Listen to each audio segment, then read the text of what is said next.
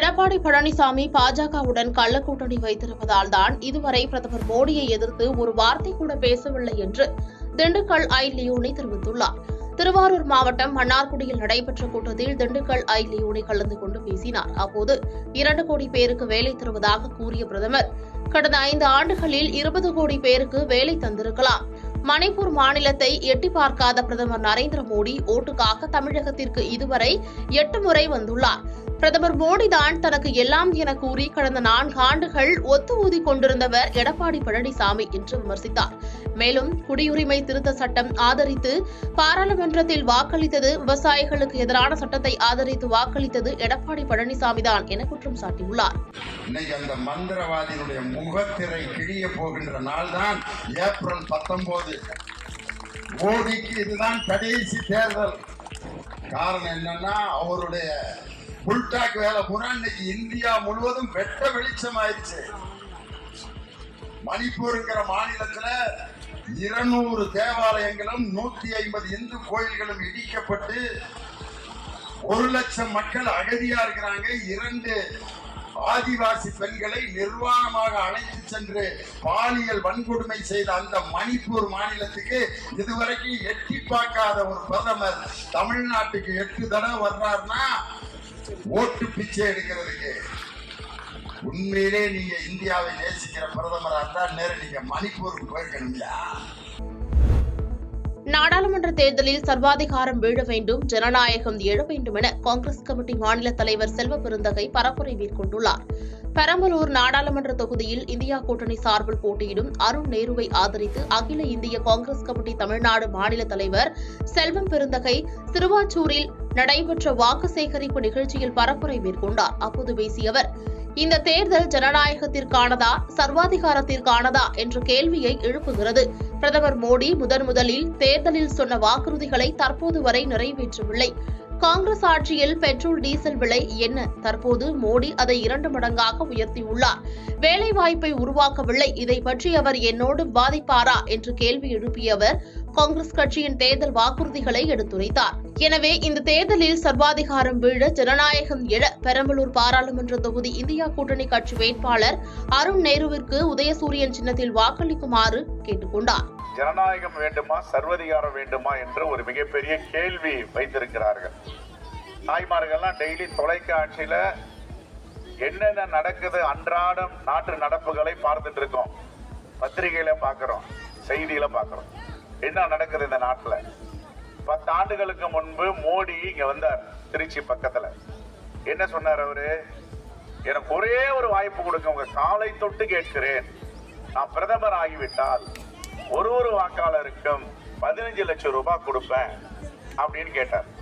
உங்களுக்கு எல்லாம் சந்தேகம் வரும், நான் எப்படி 15 லட்சம் ரூபாய் கொடுக்க முடியும் அப்படின்னா, இவ்வளவு காலமாக ஆட்சி செய்தவர்கள் வெளிநாடுகளில, குறிப்பா சுவிஸ் வங்கியில கள்ளப்பணம், கருப்பு பணம், தீவிரவாத பணங்கள்லாம் அங்க இருக்குது, லட்சக்கணக்கான கோடிகள்.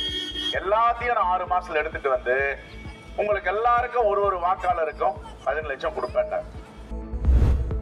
நீலகிரி பாஜக வேட்பாளர் எல். முருகனுக்கு ஆதரவாக நடிகர் சரத்குமார் பிரச்சாரம் மேற்கொண்டார்.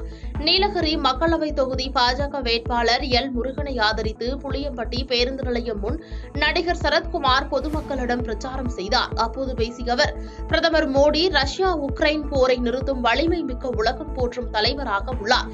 இந்தியா கூட்டணி என்பது யார் தலைவர், யார் பிரதமர் வேட்பாளர் என்றே தெரியாமல் உள்ளது. தமிழ்நாட்டிலிருந்து ₹1 கொடுத்தால் மத்திய மோடி அரசு 29 பைசா மட்டுமே தருகிறார்கள் என்று உதயநிதி கூறி வருகிறார். இந்த 29 பைசா குறித்து கணக்கு கேட்டால் அவருக்கு தெரியாது என்று விமர்சனம் செய்துள்ளார். 30 ஆண்டுகளுக்கு முன்னால் வெளிநாடுகளுக்கு சென்றால் இந்தியர்களை யாரும் மதிக்க மாட்டார்கள். தற்போது மதிப்பு மரியாதை 100 மடங்கு கூடியிருக்கிறது என தெரிவித்துள்ளார். மோடிஜியை பற்றி எந்த ஒரு குறை சொல்ல முடியாத எதிர்கட்சியில் இருப்பவர்கள், முக்கியமாக இங்குள்ள திராவிட முன்னேற்ற கழகத்தின் சகோதரர்கள் கீழ்த்தரமான அரசியலில், அநாகரிகமான சொற்களில், உதாரணத்துக்கு சொல்லணும்னா உதயநிதி ஸ்டாலின் அவர்கள் மோடிஜி அவர்கள் 29 பைசான்னு கூப்பிடுவாராம்.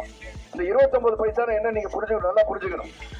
அதாவது ₹1 இங்கிருந்து வரியை நீங்க வசூல் செய்து கொடுத்தால் மத்திய அரசு உங்களுக்கு 29 பைசா கொடுக்குதுன்னு அவர் சொல்றாரு. அந்த 29 பைசா தான் என்னன்னு அவர் சொல்லணும் இல்லையா? மத்திய அரசுக்கு நீங்க 6,58,000 கோடி நீங்க அனுப்புனீங்கன்னா 1,58,145 கோடி அவர்கள் திரும்பி தருகிறார்கள். அந்த பணத்தை நீங்க என்ன பண்றீங்க? அது கணக்கு கொடுத்திருக்கீங்களா? கொடுக்கறது கிடையாது. ஸ்ரீபெரும்புதூர் திமுக வேட்பாளரை ஆதரித்து அமைச்சர் தாமு அன்பரசன் பிரச்சாரம் மேற்கொண்டார். காஞ்சிபுரம் மாவட்டம் ஸ்ரீபெரும்புதூர் நாடாளுமன்ற தொகுதியில் திமுக சார்பில் டி.ஆர். பாலு போட்டியிட்டு தீவிர வாக்கு சேகரிப்பில் ஈடுபட்டு வருகிறார். இந்நிலையில் குன்றத்தூர் ஒன்றியத்திற்குட்பட்ட கோவூர், தண்டலம், கொருக்கம்பாக்கம், கவுபாக்கம் உள்ளிட்ட ஊராட்சிகளில் திறந்த வேனில் அமைச்சர் தாமு அன்பரசன் வாக்கு சேகரிப்பில் ஈடுபட்டார். இதையடுத்து திமுகவினர் ஆரத்தி எடுத்தும், பூசணிக்காய், தேங்காய் உடைத்தும், பூங்கொத்துகள் கொடுத்தும் வரவேற்றனர். அப்போது அமைச்சர் அன்பரசன் பேசிக் கொண்டிருந்த போது அங்கிருந்தவர்கள் விசில் அடித்து ஆரவாரம் செய்தனர். மேலும் ஸ்ரீபெரும்புதூர் நாடாளுமன்ற தொகுதியில் போட்டியிடும் வேட்பாளர் டி.ஆர். பாலுவிற்கு வாக்குகள் குறைந்தால் யாருக்கு அசிங்கம் என கூறிய நிலையில் கூடியிருந்த தொண்டர்கள் நமக்கு என கூறிவிட்டு பிரச்சார வாகனத்தில் இருந்த டி.ஆர். பாலு மற்றும் அமைச்சர் அன்பரசனை பார்த்து கையை காண்பித்ததால் பரபரப்பு ஏற்பட்டது.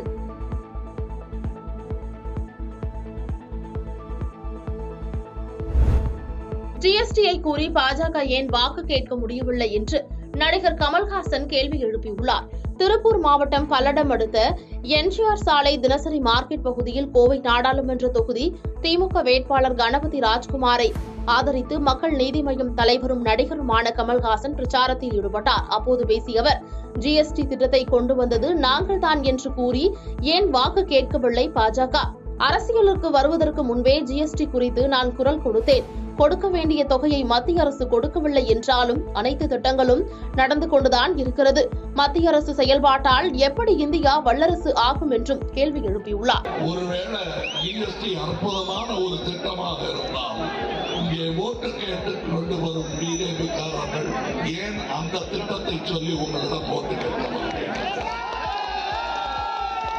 அற்புதமான திட்டம், இதை நாங்கள் தான் கொண்டு வந்தோம், ஓட்டு போடுங்கள் என்று நினைவுபடுத்தினால் ஆபத்து என்பதனால் அதை சொல்ல மாட்டார். அவர்களுக்கே தெரியும் அது பெரிய ஒரு விபத்து. நான் அரசியலுக்கும் வருவதற்கு முன்னால் இந்த ஜிஎஸ்டி வரும்போது எதற்கு குரல் கொடுத்தவன். சினிமா துறையை அது வெகுவாக பாதிக்கும் என்பதை அந்த தொழில் தெரிந்திருந்ததனால் நான் உணர்ந்தேன். முதலில் கோபத்தில் நான் பயன்படுத்திய வார்த்தை தான், இப்பதான் கிழக்கு இந்தியா கம்பெனிக்காரனை வெளியேறுன்னு அனுப்பிச்சு வச்சேன், நார்த் இந்தியா கம்பெனி வந்து படுத்துறாங்களே. பாதகம் செய்பவரை கண்டால் நாம் பயங்கொள்ளலாகாது பாப்பா, மோதி மிதித்து விடு பாப்பா, அவர் முகத்தில் உமிழ்ந்து விடு பாப்பா. அண்மை செய்திகளை உடனுக்குடன் தெரிந்து கொள்ள இணைந்திருங்கள் இயம்நாடு தொலைக்காட்சியுடன்.